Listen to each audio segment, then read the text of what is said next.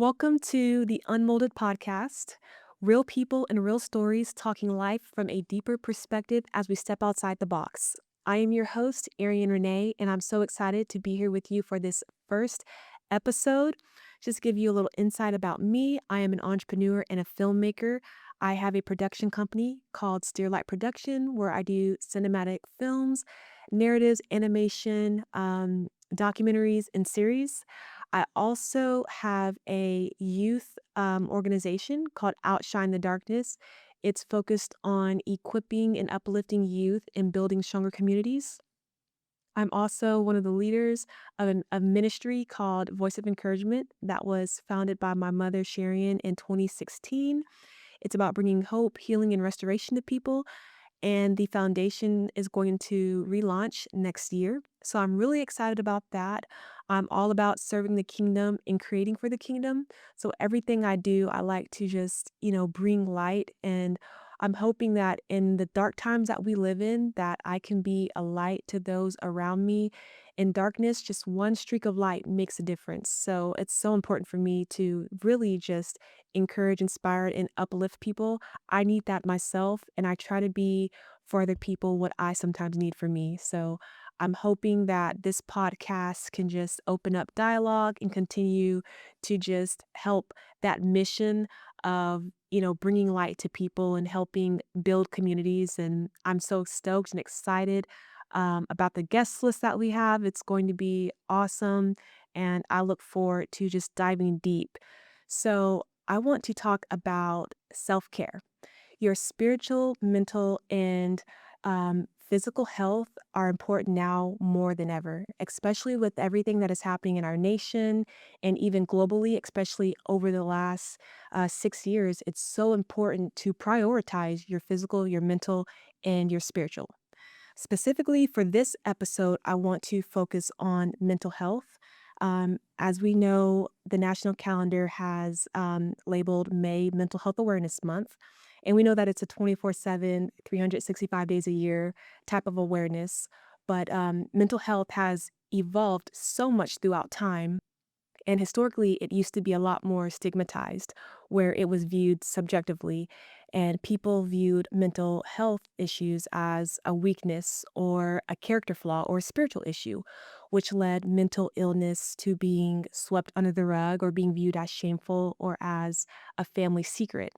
And that led to those who struggle with mental health and who suffer a mental illness to feel isolated or unsupported and therefore not receive the help that they need. So, as the understanding of mental health has shifted through time, we've come to realize that everyone is affected by mental health, whether it be good or bad. And that's because mental health is complex. When it comes to the complexity of mental health, it's not just a psychological issue, but it's a physiological and a social issue as well. And just to break that down a little bit more, physiology refers to the body. So your physical health, genetics, neurotransmitters like serotonin, dopamine, and then psychological is would be like your psyche, referring to like the mind, your thought patterns, coping skills, past traumas, beliefs. And then the social part would be your environment, your socioeconomic status, your relationships, and just daily stressors. So it's all deeply interconnected, which means that, mental health issues, when you're having like anxiety and depression, it's a brain process that affects your entire nervous system. So, mental health, it can manifest itself mentally, um, spiritually, and even physically. And so healing is not linear, and neither is treatment. It's very, very complex. It's going to look different for each person. There's not a one fix all solution for everyone. So, what can we do? We need to approach mental health from the perspective of a lifestyle, not just the point of intervention, meaning that we should be, teaching young people at a very young age how to regulate their emotions, how to manage their thoughts, how to get their nervous system under control. in grade school, that should be taught as a required subject. I think it's so important to learn how to do that because statistics show that mental health illness does start at a very young age, especially with the times shifting and things shifting globally. And the reason why I say schools, because it should be taught in the home, but a lot of children come from traumatic home lives, traumatic situations. There's a lot of um, trauma that's also passed down generationally, and a lot of um, just emotions and trauma is mismanaged. And so I think it's so important to be able to create a safe space in schools, in our community, in youth centers, community centers where people can come and explore therapy and alternative therapy. We're seeing now a rise in suicides. We're seeing a rise in mental health diagnosis. So it's important to make it a lifestyle to where you're teaching those things daily. When it comes to point of intervention, that would be like someone who receives a diagnosis. Sometimes people don't get help until they receive a diagnosis, and even then, sometimes those who are diagnosed, they don't receive the adequate help. They're given a psychotropic drug instead. And I'm not a medical doctor, so this is just my opinion, but when it comes to psychotropic drugs, just based off of the research that has been done and what they tell us on the labels, we know that psychotropic medication does not fix, does not cure, and it does not heal. Um, it, in my opinion, it masks what you're dealing with, but it brings on adverse effects. So that brings into question is why would you mask one thing in exchange for something else? So it's like I have this, pill for anxiety and depression, but you might have suicidal ideation. You might also have some other side effects that, are going to physically affect you. And as mentioned earlier, we know that mental health is tied to physiology, the body. So if you're trying to heal the mind and heal the body, you don't want to hurt it at the same time.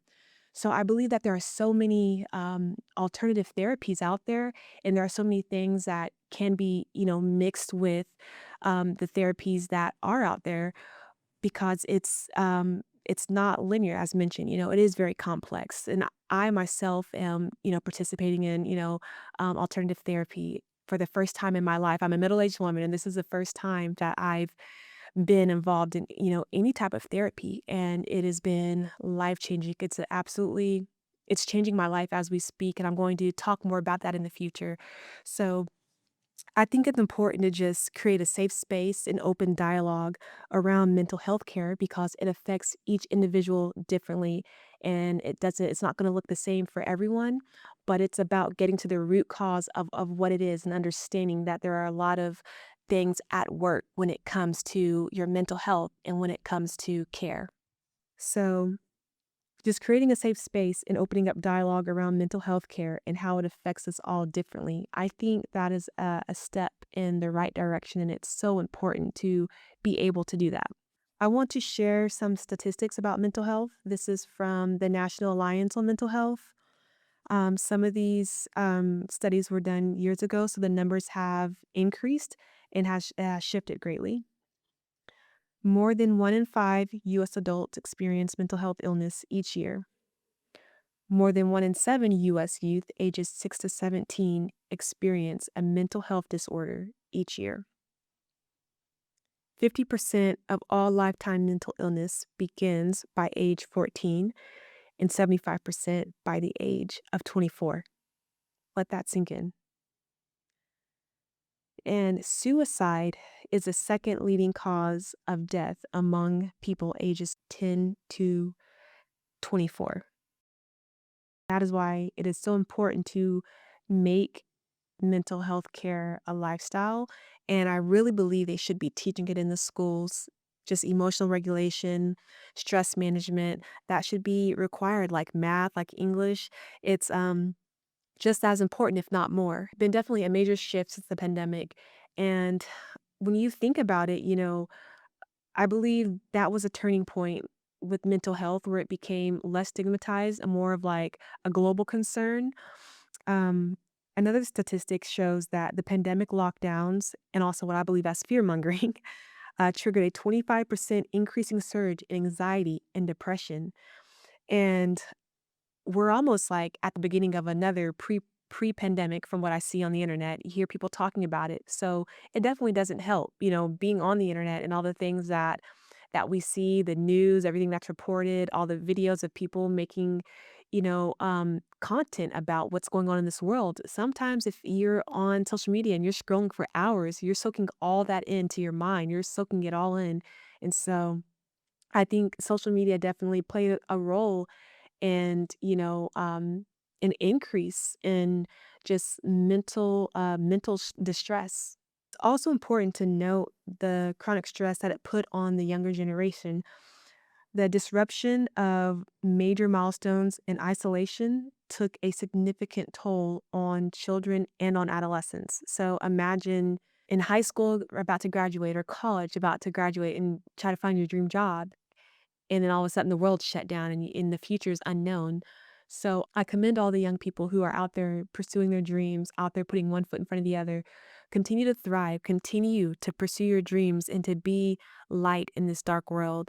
Everyone, but especially, the young people, I really want to say that whatever you're going through, keep on putting one foot in front of the other. Keep on pursuing your dreams. Keep on walking in your highest calling and keep on doing your best to be a light because you are the future. You're going to be in positions and roles and leadership leading this world. And so continue being who God has called you to be and continue dreaming. Don't let anyone shatter your dreams, but be who you've been called to be and do what God has called you to do. And so I just want to put that out there. I also want to share a little bit of encouragement because when it comes to the mind, the body, and the spirit, I am always going to give um, honor and put my trust into the Most High, the one who created it all. And so there are things that we can't control. I'm learning that there are things that are completely out of my control. And in situations like that, I put it in God's hands and then I do my best to um, continue to get the help that I need and do the work that I need to do in my life, for my mental health, my spiritual health, and my physical health. And so I want to share Philippians 4:6-7. It says, "Be careful for nothing, but in everything, by prayer and supplication, with thanksgiving, let your requests be known unto Elohim. And the peace of Elohim, which passeth all understanding, shall keep your hearts and minds through Mashiach Yahusha." And so it's important to just not be weighed down with anxiety. The Most High tells us to cast all our cares upon God, and He'll give us a peace that is so supernatural, a peace that we as humans can't even comprehend with our own minds, a peace that passeth all understanding. And I can attest to that in times when I didn't know what to do or I did everything I thought I could do. I've cast my cares and my concerns to the Most High. And somehow, in the midst of like my darkest trials, when I'm at my lowest of lows, God has given me a peace in a situation in a time when I shouldn't have peace, but I feel it. And that's just putting it all in God's hands. And so ultimately, I want to encourage people, whatever you're going through, like to continue like waking up and put one foot in front of the other because like your valley is not going to last forever. You may not get out of it, but God will take you through it. And when you come out on that other side, know that there's always a mountain waiting. There's always a mountain and keep climbing it, keep climbing it. It's worth it. And I have felt that, especially over the last 3 months with everything that is happening in the world and my family and in my own life. One would look at me and say, man, like, how are you thriving? How are you surviving? But for me, it's like, I feel just a peace. I feel a peace in the midst of chaos. I feel a peace even in the midst of just the unknown for this nation. I feel a peace in my own life because I'm in alignment with God and He's, the things that I don't understand, I've given to Him. The things that I don't have figured out, I've given to Him. And it seems like God is just opening up door after door, back to back. And sometimes I find myself like, God, like, oh, right now, like, you want me to do this? Oh, you're opening up this door for me? And I have to sit back and say, Arian, remember, like, you prayed this prayer. You manifested this. Like, you asked God and He heard you. And now it's his time. It's on his timing. Because a lot of times, we pray these things or we want these things and we want it now or we want it to happen like this or like that. But the amazing thing is that I'm so thankful that things didn't happen when I wanted them to because I wasn't in the right position to receive what God had for me. So when God positions you and then you let him move and work, it's so much better than just being out of position and having things that'll slip through your fingers because you weren't, aligned. You didn't have the right people around you. You didn't have the right support. So right now I have such an incredible support system. I'm in just the right places at the right time. Everything is fitting like a puzzle. It's like having a really, really hard, complex puzzle, and you pick up a piece and it's like, oh, this goes here. And so that's what life feels like right now. It's just like every piece, even pieces of my life that I experienced 10 years ago, 15 years ago, and even 5 years ago, where I was like, oh, like, I know I'm supposed to do this. I know I'm supposed to be here. And I have, these writings. I have, you know, um, these projects that I dabbled in a few years ago. God, like, what are you gonna do with it? Or God, why do I have, this gift? How am I gonna use it? Like, there's no room for it here. But, he'll put you where he wants you at. Because a lot of times society may not see you for who you are, for who God has created you to be. And so we find ourselves trying to fit inside this mold, right? But you have to break out of that mold. And my mom used to always say, if it's good enough for God, then it's good enough for me. And that's what I tell myself daily. If it's good enough, if God created me, then he has a purpose for me here. And that's where I'm going to stay here doing the work of the Most High. So thank you all so much for tuning in. I really appreciate it. This is my first podcast. If you don't like listening to me, then stay tuned. We're going to have an amazing guest list for the following episodes. And I'm so stoked. We're going to have deep conversations, open up dialogue around different topics. Also, if you haven't yet, follow the Unmolded podcast on Instagram, on YouTube. Also follow SteerLight Productions, Instagram and YouTube as well. And this podcast will also be available on YouTube, Spotify, Apple, and Uplift TV Network. So thank you all for the support. Thank you for tuning in. And I look forward to joining you all in the next episode. Thank you. Since I have a little bit more time, I want to talk about my transition into LA and just where God is taking me from. So, 3 years today, or not 3 years, sorry, 3 months. The last 3 years have been crazy too, but the last 3 months specifically, I made a huge transition. Um, I packed up my van with my fur baby, my dog, and I came out to LA, with just one opportunity. That's all I needed was just one little opportunity. I came out here and I had negative negative dollars in my account, didn't have any big job perspective, um, no family, no friends out here, gas was expensive. I filled up my van on hopes and dreams, and I came out. And prior to driving out, I'd manifested a lot of things at the beginning of this year. The first 2 months of 2026 started off, um, if I'm being honest, just horribly. I was in a very tough situation. I am working through a lot of things as we speak, but it was just a very, very tough situation. I didn't have support. I was at my lowest of lows, and in being in a low place, I was trying to still show up, not just for myself, but I was trying to show up for people, trying to show up for my family, trying to still pursue my dreams and do my film work, do my youth work, and just nothing was really, aligning at all. In fact, I felt like I was just in a downward spiral. The people that I love and trusted the most, I reached out for help. I was in a very low place. I was very much on my own in a place that I grew up my entire life. It was definitely a dark, a dark season. It lasted 7 months to be exact, but the first 2 months of the year, that's how my year started off, and I was so discouraged. I remember 2026 starting, and I was like, "I already want this year to end, like, already I'm so done with this year." And, um, I remember thinking to myself, "Well, the new year really isn't until March 21st, when spring starts. That's the real new year. And I remember talking to God and just kind of telling him, like, Lord, like, I'm not asking you to take me out of this situation, but I'm asking you to just get me through it. Like, there's so much I have ahead of me. Like, this can't be the end of my life. Like, this isn't the end of me. Like, I'm not done. Because at that moment, it felt like every door had closed. Relationships had been cut off with people. And so I just felt like I was in a very, just this weird, like, I don't know, just this very weird place.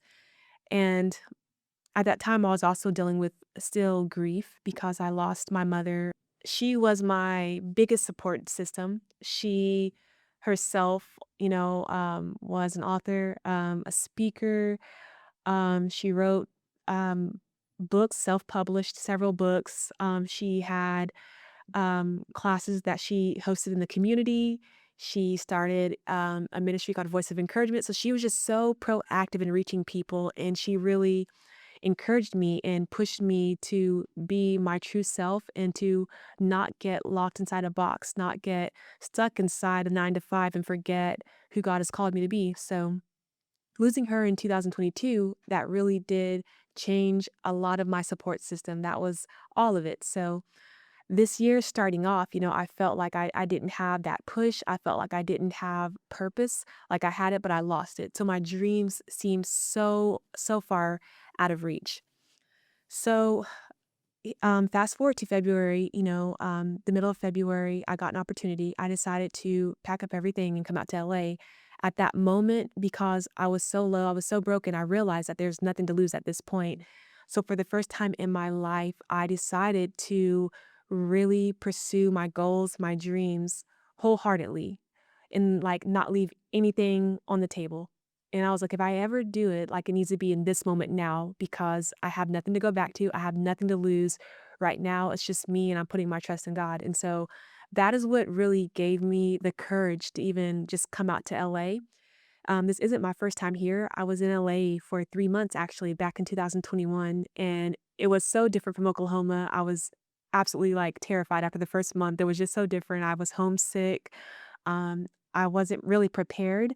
And so now being in LA, I'm in alignment right now with where God wants me at in my life, and everything just seems to be falling into place. And that's the difference when you are in alignment with the will of God for your life and you're in the right place in the right season, everything really just aligns. And so for me, I have no fear being out here. I've only been here for 3 months and I don't know anyone, I don't have a lot of experience within the industry. Like I'm navigating a lot of things for the first time, film, youth work, everything, but I walk into it fearlessly because I feel like everything that God has brought me through has been for this moment, has been to pursue my goals and my dreams as I am now.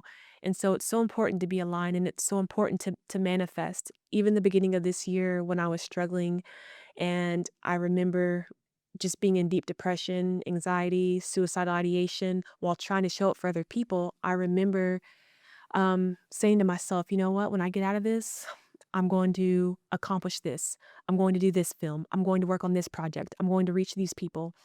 And it's crazy enough, like, just when things started happening, this spring, it was like instantly I could see doors opening, and I was, like, so surprised, but I was like, "I shouldn't be because I manifested this and, like, I spoke these things into existence." So it's important to remember that when you speak, that the power of life and death really is in the tongue, and it's important to manifest your dreams. It's important to manifest what you want to accomplish. Manifest your goals because as you speak it, those things really can transpire. Those things really will transpire, and you can be living your dream and walking in your calling and in your purpose. So being out here in LA, it's absolutely amazing because this is where I'm supposed to be in this season of my life, and so I'm taking it all in. I'm appreciative of every door that God is opening up, and it's funny because like I came out to LA, and a lot of people were like, back home, some people told me, oh, it was going to be a disaster, or it's, you're going to LA, but you're poor, and it's funny because I'm still poor, but like LA is a different type of poor, it's like a spectrum. I feel like, and so um, I can be poor in LA, but I can also like drink strawberry matchas every morning and go to the dog park in North Hollywood. So it's like a weird kind of poor. It's not the same as like Red Rock, Oklahoma poor, if that makes sense. So It's like I'm doing well, like I want for nothing, and God provides everything. Um, Gas is like about $7 a gallon, but for whatever reason, somehow I get to where I need to get everywhere I go in LA. So I'm grateful, and it's just a part of, you know, being in alignment with the will of God, and everything seems to be aligning. So I'm so thankful to be here. And I want to encourage you, whatever dreams you have, whatever goals you have, do not be afraid to step outside of the box. Like, don't be afraid to leave what is comfortable. Don't be afraid to pursue your dreams and your goals. Sometimes it can be hard to break outside of that 9 to 5 mentality, and when I say 9 to 5 mentality, I mean, giving up your time, giving up all your talents and your gifts to something that's not going to benefit you in the future, to something that's not going to help you achieve your goals. Years ago, I used to always think, when I retired from the 9 to 5, I used to always think what would happen if I spent 8 hours a day instead of working my 9 to 5 job, that's a dead end job. What would happen if I spent those 8 hours um, doing what I love, doing what I'm passionate about and what I'm called to do, working on my dreams and my visions that God has given me. And I used to always think that. And for the longest, I really would just dream of waking up in the morning and being able to travel wherever I want, waking up in the morning, being able to go out of town, go on a vacation, go see my family. Um, Waking up and being able to, film a project, or go work on a community project without having to, be back in the morning and, clock in 8 hours at a job around doing work that's not, beneficial to me, around people that I don't know or people that I don't like. I love everyone, but, there's some jobs where it's really tough. I come from the trucking industry, so you can imagine, I didn't have a lot of friends in that industry. But, yeah, I used to wonder what would happen if instead of coming here, clocking in 8 hours a day, and at that time in my life, I was clocking in 12 hours a day. I was working 12-hour shifts. So, being able to, now spend 12 hours a day just dreaming and living in my dream, it's, absolutely amazing, and I don't even really work 12 hours a day, but for me, it's, my whole life that I'm living now, it's just my dream, but it's a reality. It's my God-given purpose and what God has called me to do. So it feels absolutely amazing to be able to do that. It's brought me a lot of peace, it's brought me a lot of freedom, and it's helped, my mental state a lot because now I can actually, you know, do what I'm called to do, and I feel so fulfilled in my purpose, and I think everyone should feel, fulfilled in their purpose. I would hear a lot people say, "Oh, you can't, do your hobby full time, or you can't do this or that." And then people would call it a hobby because a lot of times people are only able to do it when they have a little bit of time, or they're only able to do it, once a week. But for me, my hobbies, my hobbies now are, I guess, roller skating and music. But what I do creatively, it's like work and it's life changing, but it doesn't feel like it. I'm just so grateful to be able to say that you can attain your dreams. You can achieve whatever it is that you want to achieve. The only one that's stopping you is you. So I hope that this can help you or someone that you know, and it's just so incredible to be able to have a platform to be able to just speak. I want to be able to be a voice for the voiceless as well, and also I encourage others to share your story. Don't let your voice be silenced, but we should all be talking about, mental health and how we can grow, how we can continue to remove that stigma, and how we can continue to bring care to those that are struggling. So thank y'all so much. I appreciate you tuning into this, and there will be very awesome guests for the next episodes to come. So, yeah, just stay tuned. Thank you.